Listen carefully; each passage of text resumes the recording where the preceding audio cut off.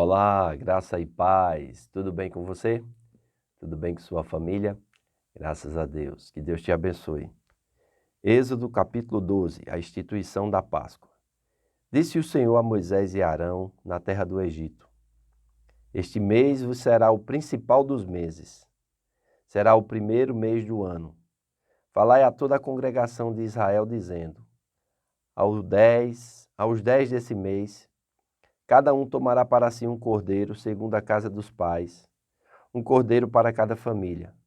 Mas se a família for pequena para um cordeiro, então convidará a ele o seu vizinho mais próximo, conforme o número das almas, conforme o que cada um puder comer, para aí calculares quanto bastem para o cordeiro. O cordeiro será sem defeito, macho de 1 ano.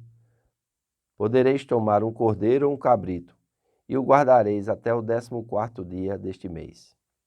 E todo o ajuntamento da congregação de Israel o imolará no crepúsculo da tarde. Tomarão do sangue, o porão, em ambas as ombreiras e na verga da porta, nas casas em que o comerem.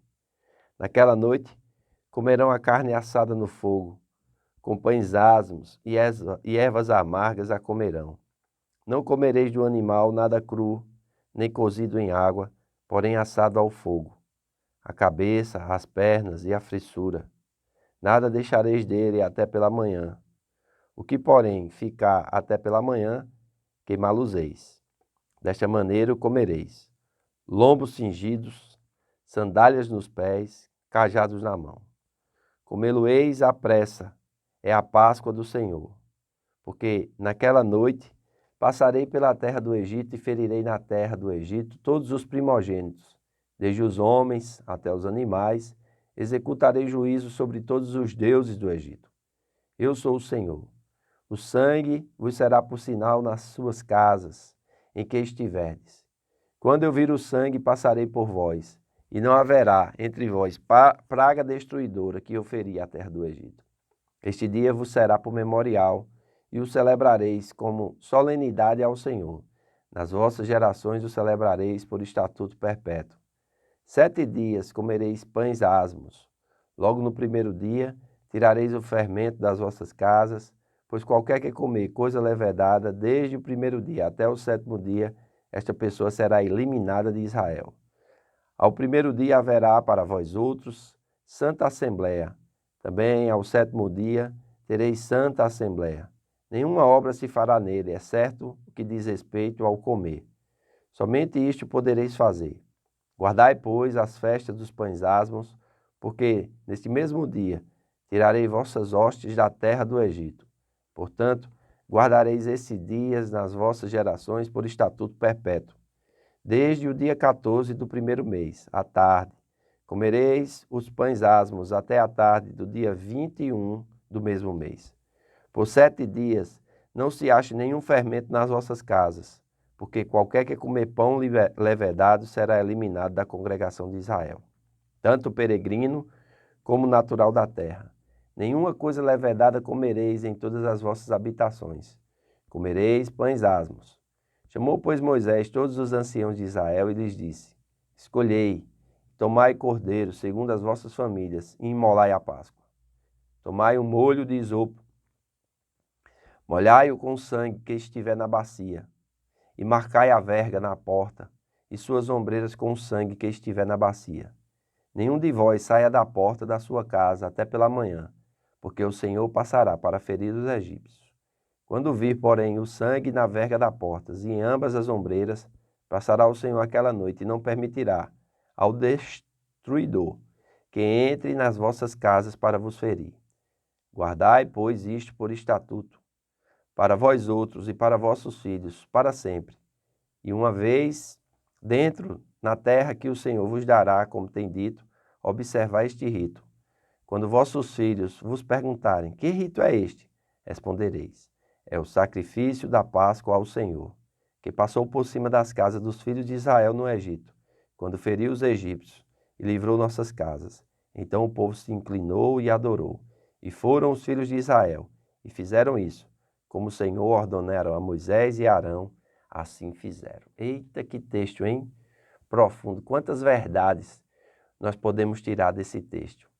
Na verdade, aqui, esse é um momento fundamental, porque virá a 10ª praga, Moisés já não vai mais encontrar o faraó já não vai mais encontrar Moisés, ele vai ser julgado. É como Deus aqui disse, né?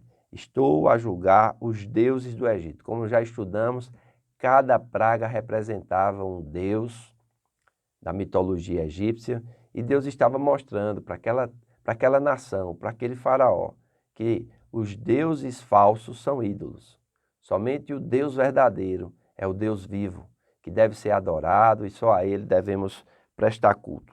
A Páscoa foi originalmente uma festa para aqueles que seriam libertados pela obediência direta a Deus. Você viu como uma prova dinâmica e final da presença e do cuidado protetor de Deus. Sua celebração, continuada por toda a congregação de Israel, serviria como um memorial para aqueles que foram libertos e para a sua descendência. Amém? Então, também é instituído aqui que essa Páscoa deveria ser feita a cada ano, e quando os descendentes perguntassem o que significavam, aqueles mais antigos ou os mais velhos deveriam explicar que a Páscoa, que significa passagem, né, venha exatamente ser um memorial para que o povo de Israel não se esqueça de quem é o Deus verdadeiro, para que o povo de Israel não venha adorar ídolos. Uma pergunta: quais são os ídolos que eu e você temos guardado no nosso coração, além do nosso Senhor Jesus Cristo? A quem nós temos nos devotado mais do que ao nosso Senhor Jesus Cristo? É muito importante nós entendermos isso. E outra coisa, não adianta você culpar os outros pelos seus fracassos. É interessante que Moisés traz a orientação que ele recebeu de Deus, mas cada um é quem deve aplicar essa orientação na sua própria casa. Cada um é que tem que ver a quantidade de pessoas na casa, se o cordeiro vai dar para aquelas pessoas. Se um cordeiro é demais, vai ver o familiar ou os vizinhos e vão se juntar na casa e vão participar daquele cordeiro. Então Deus sempre trabalha conosco através de um substituto. E é bem verdade que a Páscoa que nós celebramos hoje não é mais semelhante a essa, porque Cristo, ele é o nosso Cordeiro Pascual. Amém? Então, este sangue que era imolado e que era colocado nas laterais da porta e na vergadura da porta, então representava o sangue de Jesus Cristo. E é interessante, quando o anjo da morte, que a Bíblia aqui chama de destruidor, em outro momento o Senhor diz, eu passarei. Na verdade, Deus permitiu que o destruidor passasse pela terra do Egito. E nós precisamos entender que a morte é a última inimiga a ser vencida. Paulo fala sobre isso lá em 1 Coríntios capítulo 15.